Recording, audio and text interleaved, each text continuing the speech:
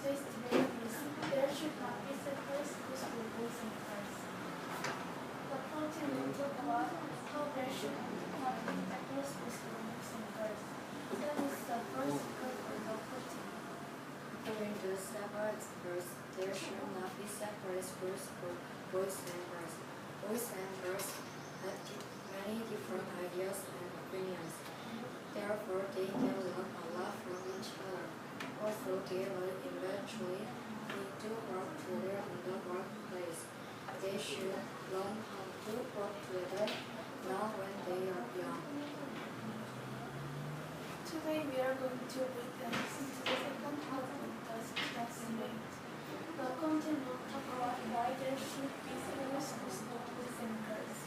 Nicole is the first speaker for the content. Other experts say that there should be separate schools for boys and girls. Boys and girls think and learn differently. With separate schools, teachers can change their teaching methods. Boys and girls can learn better. Also, there is competition between boys and girls.